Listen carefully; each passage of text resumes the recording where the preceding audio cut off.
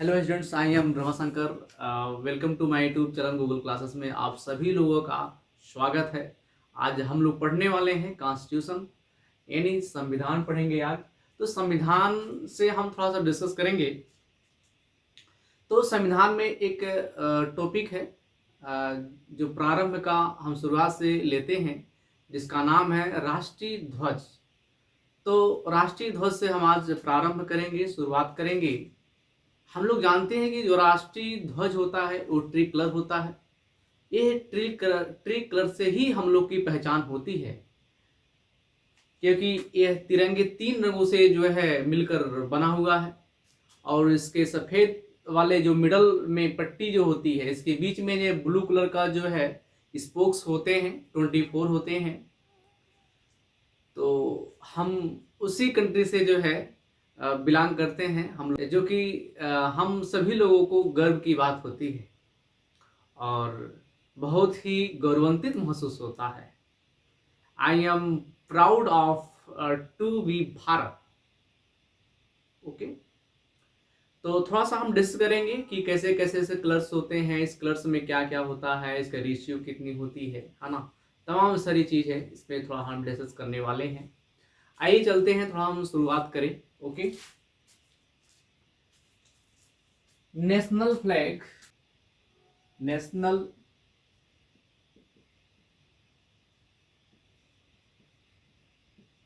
Flag, राष्ट्रीय ध्वज। क्या? राष्ट्रीय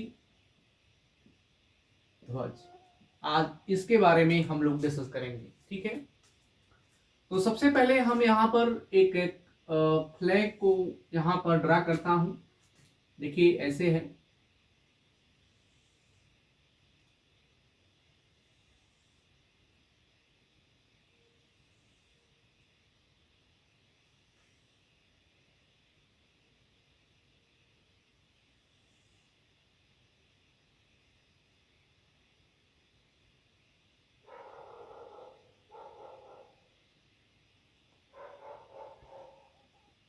और बीच में क्या होता है?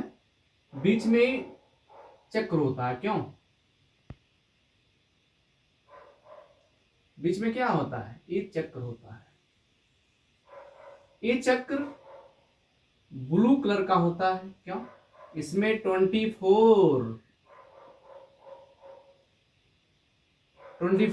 स्पोक्स होते हैं, तिलियां होती हैं। थोड़ा सा डिस्कस कर देते हैं, उसके बाद तब फिर हम बताते हैं आप लोगों को। हम लोग जानते हैं कि जो इसका जो स्पेस होता है, जो शेप होता है, ये शेप रेक्टेंगुलर होता है, आयताकार होता है। और इसमें 3 कलर होते हैं। ये है शेफ्रॉन है। ओके, तो थोड़ा सा मैं और ड्रॉ कर दूं।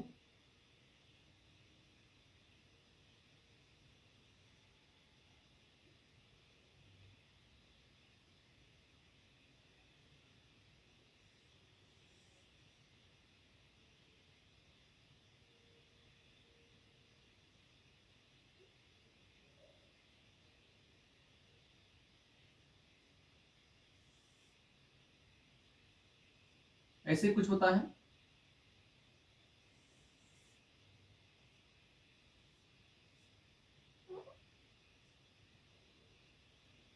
ठीक है, तो ये जो होता है फ्लैग, ये सेफ्रॉन कलर का होता है। कैसा होता है? सेफ्रॉन मतलब केसरिया रंग। तो पहली बात, ये ट्री कलर होता है। ट्री कलर में मैंने क्या बताया? सेफ्रॉन बताया। एंड सेकंड ग्रीन बताया। एंड थर्ड क्या बताया? एक ग्रीन। ओके, इसमें ब्लू कलर का क्या लगा होता है? तिल्लियां इसमें लगी होती हैं ब्लू कलर का। और यह जो है अशोक चक्र से लिया गया है। ठीक है, जो कि अशोक के सारनाथ स्थित राजधानी के सिंह स्तंभ पर क्या है, ये स्थित है। ओके, तो मैं थोड़ा सा लिख दूं यहां पर। पहली बात, एक ऐसा होता है ट्री कलर होता है। फर्स्ट पॉइंट मैं यहां पर लिख रहा हूं, ट्री कलर कैसा होता है? ट्री कलर होता है। सेकेंड पॉइंट, इसका जो शेप होता है, इस शेप रेक्टेंगुलर होता है।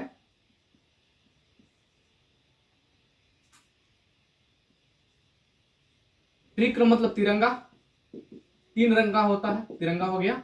आयता आयता आयताकार, जो इसका शेप होता है आयताकार होता है। इसके बाद इसकी हम शेप की बात करते हैं। तो शेप जो होता है 3:2 कितना होता है, जो इसका जो शेप होता है 3:2 का होता है। जो रेशियो होता है फ्लैग का रेशियो होता है 3:2 का होता है। ये थोड़ा इंपॉर्टेंट है, आप एग्जाम में पूछ लिया करता है कि रेशियो कितना होता है, तो 3:2 होता है। थ्री की लंबाई की बात हो रही है। ओके, ये क्या है, ये लंबाई है, मैं यहां पर बना दे रहा हूं। ठीक है, ये है क्या है, लंबाई है, उसकी लेंथ है। ये क्या है, ब्रेथ है। ठीक है, ये लेंथ है, ब्रेथ है। ये क्या है, इसकी ब्रेथ है, ये लंबाई है। ठीक है,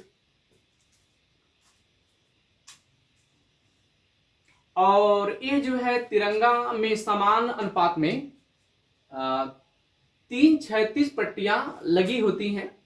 जैसा कि हमने बताया सेफ्रॉन, तो मैं यहां पर लिख रहा हूं। ओके, सेफ्रॉन मिस होता है केसरिया। ओके, तो सेफ्रॉन, सेफ्रॉन मतलब केसरिया होता है। ठीक है, और ये क्या होता है, इसको तो एक ये व्हाइट होती है।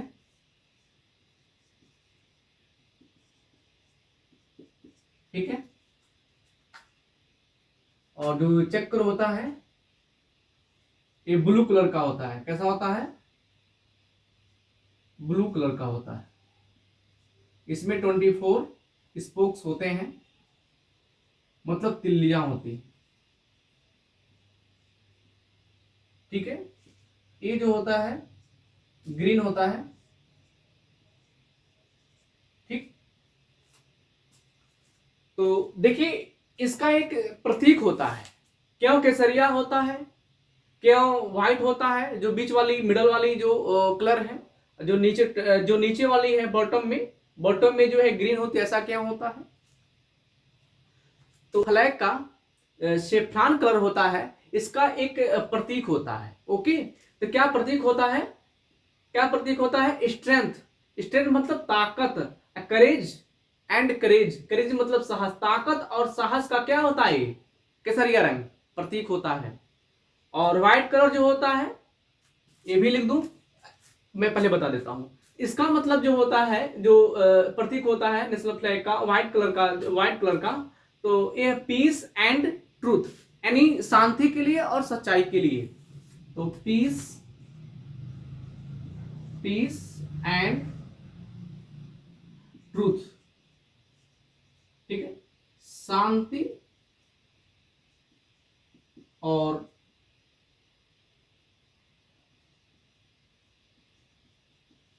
सच्चाई के लिए जो है क्या होता है, प्रतीक होता है। ओके, ग्रीन कलर है, इसको ग्रीन कलर का जो सिंबलाइज किया गया, जो प्रतीक है नेशनल फ्लैग का, ग्रीन कलर का मतलब ये है कि भूमि की क्या है, लैंड की फर्टिलिटी, यानी भूमि की उर्वरता एंड ग्रोथ के लिए है। ओके, तो यहां पर मैं लिख देता हूं, इसका जो प्रतीक है फर्टिलिटी, फर्टिलिटी एंड ग्रोथ के लिए,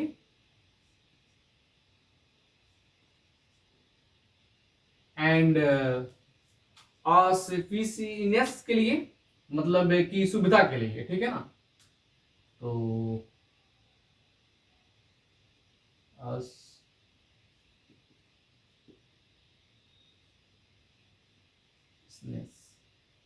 तो शुभता के लिए।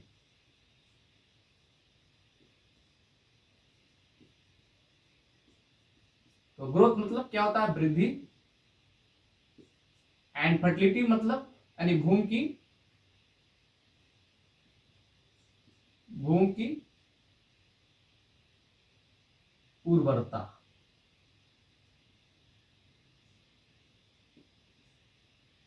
ठीक है, तो यहाँ से क्वेश्चन बन जाते हैं। तो यहाँ से आपके हर एक एग्जाम के लिए जो है, वनडे एग्जाम के लिए यहाँ से क्वेश्चन बन जाता है, तो यहाँ से आसानी से हो जाएगी। ठीक है, तो बस आपके एग्जाम के लिए मोस्ट इंपॉर्टेंट है ये सब। बहुत ही सिंपल सी बात है, इसको जानना बहुत ही आवश्यक है। इसके बाद हम पॉइंट पॉइंट से लिख दिया करूंगा, उसके बाद मैं डिस्कस कर देता हूँ। ओके ओके, चलते हैं आगे की ओर चलते हैं।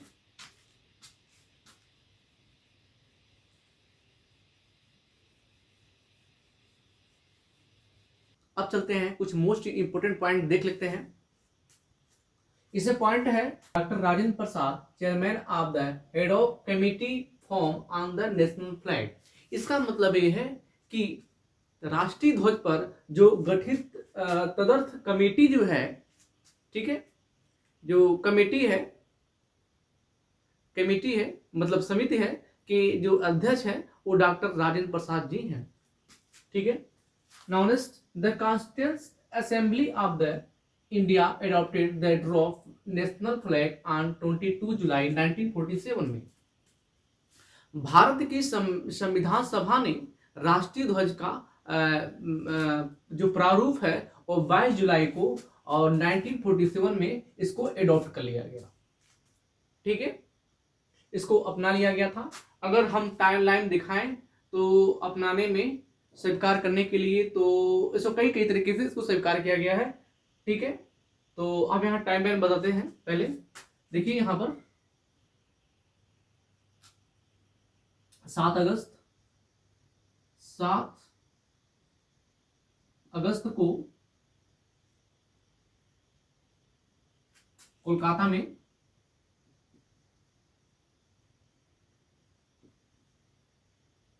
में पहली बार इसको जो है क्या किया गया था, नेशनल फ्लैग को फहराया गया।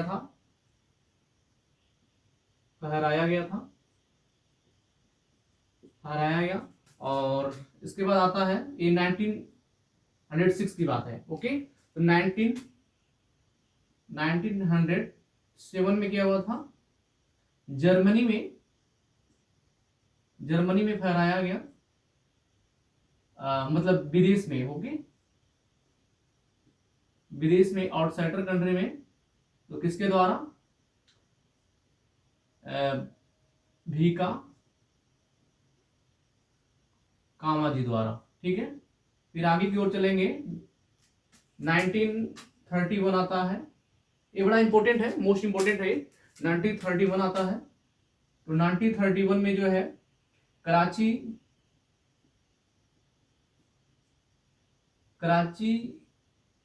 कांग्रेस के अधिवेशन में, कांग्रेस के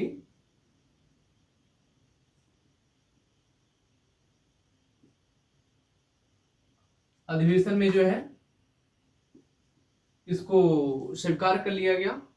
फिर उसके बाद जो है 22 जुलाई 1947 में, जो कि ये है, देखिए 22 जुलाई 1947 में आधिकारिक रूप से, आधिकारिक समिति संविधान सभा के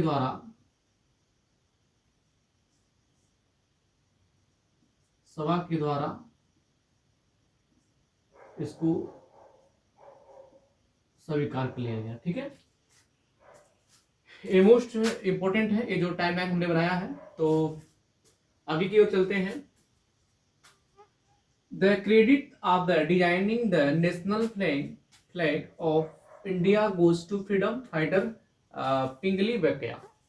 तो यहाँ पर मैं बता दूं कि जो भारत की जो राष्ट्रीय ध्वज का जो डिजाइन बनाया था वह फ्रीडम फाइटर थे, मतलब कि वह स्वतंत्रता सेनानी थे।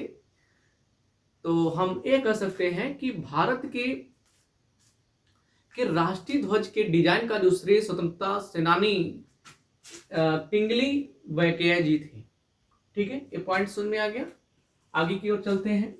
Now next point, the tree colour was adopted at the national flag by the Congress in its Karachi session in 1931। तो वर्ष 1931 में कांग्रेस द्वारा अपने कराची अधिवेशन में तिरंगे को राष्ट्रीय ध्वज के रूप में इसको स्वीकार कर लिया गया। ठीक है, हम आगे की ओर चलते हैं।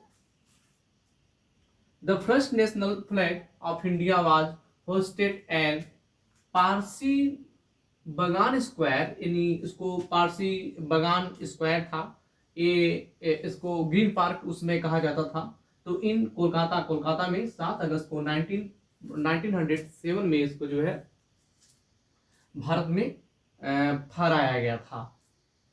ठीक है, तो पहली बार भारत में कब फहराया गया था? तो 7 अगस्त को 1907 में कोलकाता के ग्रीन पार्क में फहराया गया था। ओके, आगे की ओर चलते हैं।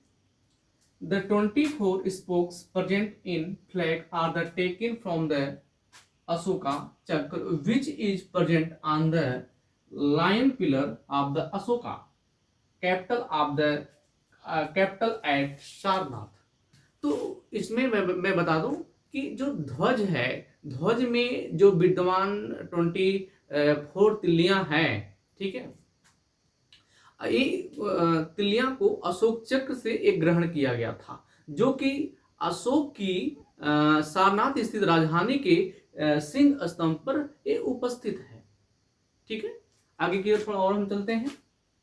The purpose of the 24 spokes is to the so that in movement there, okay, each life and in stillness there is death। तो मैं बता दूं कि जो राष्ट्रीय ध्वज के जो सफेद कलर के मिडल में जो है ब्लू कलर का जो स्पोक्स होता है 24 कलर का, ये 24 तिल्लियां यह दर्शाता है कि गति में क्या होता है? जीवन होती है। गति में क्या होती है? जीवन होती है। यहाँ पर लिखा भी है so that in movement there is life. गति में क्या होती है? जीवन होती है। In stillness there is death. इसका मतलब यह है कि अस्थायित्व में क्या होती है? मृत्यु है। अस्थायित्व में मृत्यु है, गति में क्या है? जीवन है, या फिर 24 घंटे का जो टाइम प्रोसेसिंग है या फिर उसको माना जाता है। ठीक है, हम चलते हैं फिर नेक्स्ट पॉइंट पर आगे की ओर। ओके,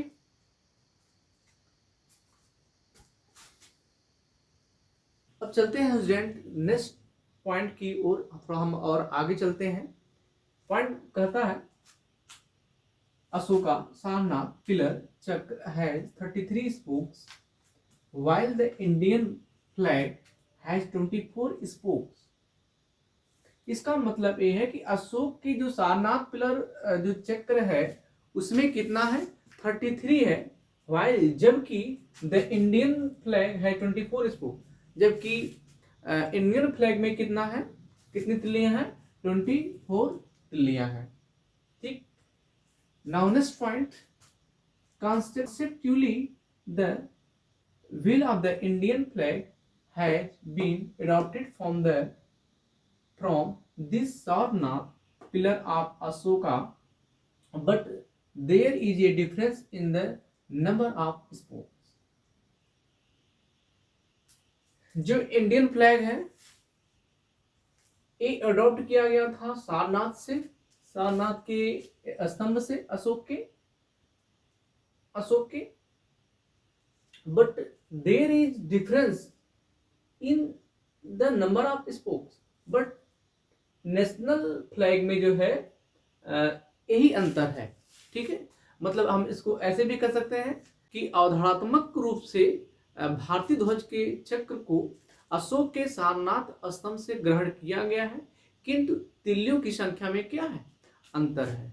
ओके, आगे की ओर चलते हैं। Now next point, historians are the opinion that the 33 spokes Dhamma Chakra of Sarnath pillar are related to the life और पावर ऑफ महात्मा बुद्ध।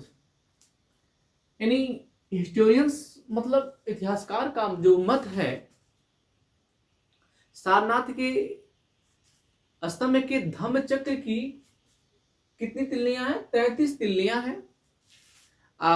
ये जो है रिलेटेड टू महात्मा बुद्ध के द लाइफ आर पावर, मतलब उनके महात्मा बुद्ध के जीवन या फिर शक्ति से क्या है? संबंधित है। ठीक है, अब हम चलते हैं now next state. Perhaps are reason of for adopting 24 spokes instead of 33 in the circle of the Indian flag could be secular image of the Indian Constitution। संभवतः भारतीय ध्वज के चक्र में 33 तिल्लियों के बजाय 24 तिल्लियों को अपनाने का एक यही कारण है। क्या कारण है? सेक्युलर इमेज, मतलब पंथ निरपेक्ष है हमारे कंट्री में। इसी की वजह से जो है क्या है, 24 तिल्लियां को अपनाया गया है, इसको लिया गया है। ठीक है, आगे चलते हैं। अकॉर्डिंग टू आर्टिकल 51A सब ए is shall be the duty of every citizen of India to obey the Constitution and respect its ideal and institutions, the national flag and national anthem।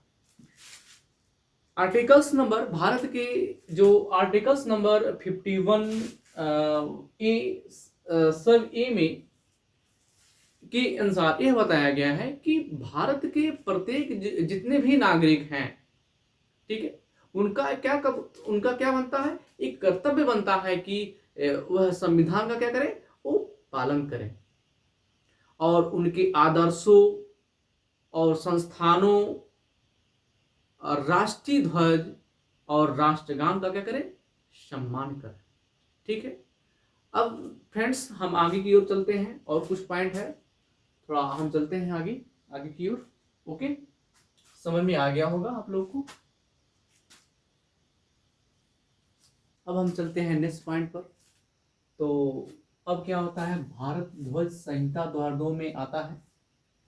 तो भारतीय ध्वज संहिता 2002 है, इसमें एक उल्लेख किया गया कि अब हम कोई भी आम जनता द्वारा कोई भी राष्ट्रीय ध्वज को कहीं भी फहरा सकते हैं। अब कोई इसमें दिक्कत वाली बात नहीं है। एक जमाना था, इस संहिता के पहले कोई भी आम नागरिक फ्लैग को, झंडा को फहरा नहीं सकता था। अपने घरों में, अपने बाहर, अपने व्हीलर में, अपने वाहनों में यह उपयोग कोई भी नहीं कर सकता था, क्योंकि यह संविधान के यह विरुद्ध था। ठीक है, लेकिन जब ये भारतीय ध्वज संहिता 2002 में जब आया तो उसमें उल्लेख किया गया कि अब हम किसी भी भवन में या घरों में या फिर वाहनों में या फिर जेब में किसी भी तरह से अब उसको हम फहरा सकते हैं। ठीक है, तो इस पॉइंट में हम आगे की ओर चलते हैं। भारतीय ध्वज संहिता 2002 के जब आया तो इसमें क्या हुआ, आगे देखते हैं जिसमें कौन कौन से पॉइंट आते हैं। ठीक है, allowing unrestricted display of the tricolor which maintaining respect and dignity of the flag। ठीक है, इसमें क्या था कि ध्वज के सम्मान और उसकी गरिमा को बनाए रखने हेतु और तिरंगे के प्रतिबंधित प्रदर्शन की अनुमति दे दी जाती है। ठीक है, आगे की ओर चलते हैं। But the national tricolour should not be use for commercial purpose and the flag should not be use for celebratory और decorative purpose of any kind.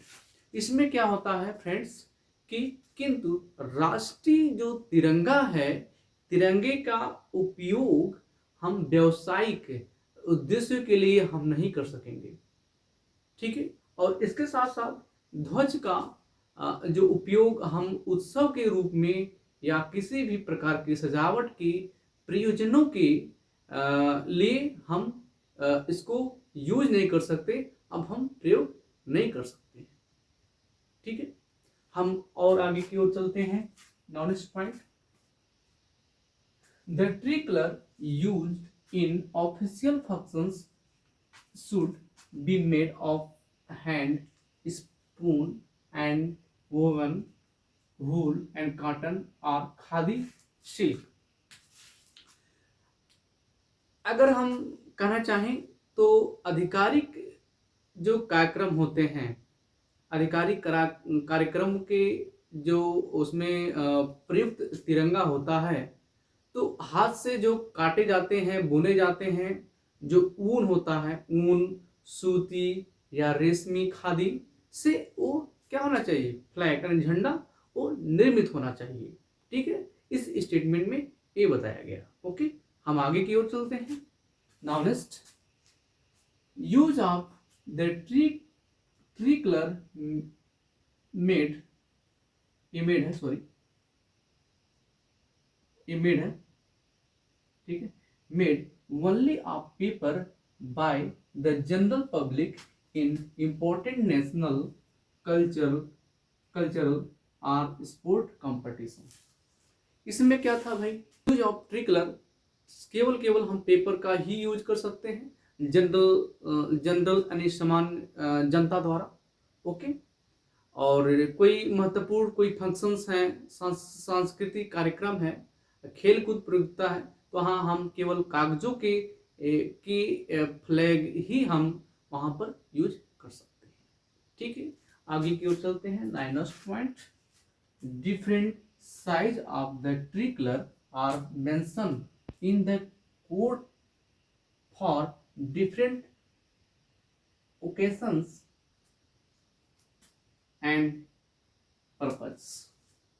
तो लास्ट पॉइंट कहता है कि संहिता के जो विभिन्न अवसर हैं, ठीक है, विभिन्न अवसर हैं एंड जो प्रयोजन है, यानी प्रयोजनों के लिए जो है तिरंगे के विभिन्न आकारों का इसमें उल्लेख है।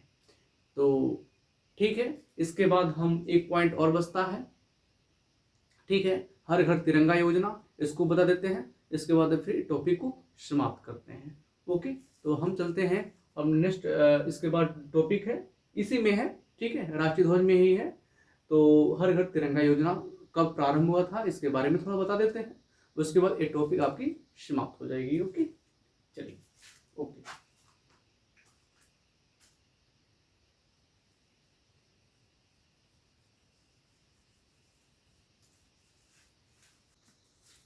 अब फ्रेंड्स हम लोग नए पॉइंट पर चलते हैं, हर घर तिरंगा अभियान। तो इसके पहले मैं योजना बोला था, योजना नहीं था, ये अभियान है। ओके, ठीक है, सॉरी इसके लिए। तो हर Ghar Tiranga Abhiyan and tricolour campaign for every house, Har Ghar Tiranga अभियान।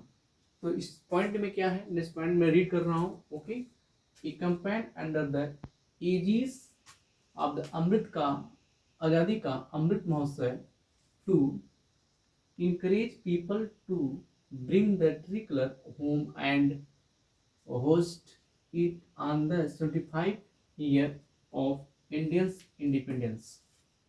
ठीक है, इसमें क्या है, आज़ादी का जो अमृत महोत्सव के तत्वाधान में लोगों को तिरंगा घर लाने और भारत की आज़ादी के 75 वर्ष पूरा होने के उपलक्ष्य में भारत का जो राष्ट्रीय फ्लैग है, इसको फहराने के लिए, एक प्रोत्साहन के लिए और प्रोत्साहित करने के लिए, इसको प्रोत्साहित करने के लिए ये अभियान चलाया गया। ठीक है, नाउ नेक्स्ट पॉइंट,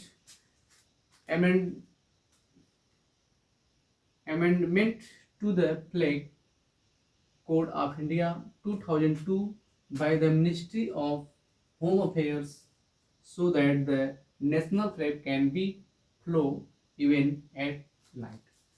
देखिए, इस पॉइंट में ये बताया गया है कि इसमें मिनिस्ट्री ऑफ होम्स अफेयर्स मतलब कि गृह मंत्रालय द्वारा भारतीय ध्वज संहिता 2002 में संशोधन हुआ ताकि रात में भी राष्ट्रीय ध्वज को फहराया जा सके, जो सभी लोग आज के डेट में चाहे रात हो दिन हो ताकि फहरा सके। ठीक है, यानी इसमें मेन पॉइंट यही निकला कि 2002 में गृह मंत्रालय द्वारा भारतीय ध्वज संहिता जब आया था 2002 में संशोधन हुआ था ताकि रात में भी हम राष्ट्रीय ध्वज को क्या किया जा सके, फहराया जा सके। ठीक है, बस ये मोस्ट इम्पोर्टेंट है, इसको थोड़ा सा ध्यान दीजिएगा। ठीक है, मैं जितना भी पॉइंट बताया हूँ ये मोस्ट इम्पोर्टेंट है। ठीक है, ये है विभिन्न एग्जामों के लिए, वनडे एग्जाम हो, यूपीएससी के लिए भी है, ये यूपीएससी के लिए भी है मेन। ठीक है, और उसके बाद जो है यूपी पीसीएस, बहुत सारे पीसीएस जितने भी अदर स्टेट में होते हैं सारे यहाँ पर जितने भी पॉइंट मैंने पढ़ाया हूँ बताया हूँ इंक्लूड हो जाएगा। ओके, और स्टेट लेवल्स में जितने भी एग्जाम वनडे एग्जाम होते हैं सारे में जो है मैंने टॉपिक को इंक्लूड कर दिया। आप सभी एग्जामों के लिए जो है क्या है ये मोस्ट इम्पोर्टेंट पॉइंट है। ठीक है, नेशनल फ्लैग्स कहीं से भी क्वेश्चन आएगा तो कहीं भी छूटेगा नहीं। ठीक है, बस अब हम अपनी बारी को विराम देते हैं, फिर मिलते हैं नेक्स्ट वीडियो में। जय हिंद, जय भारत।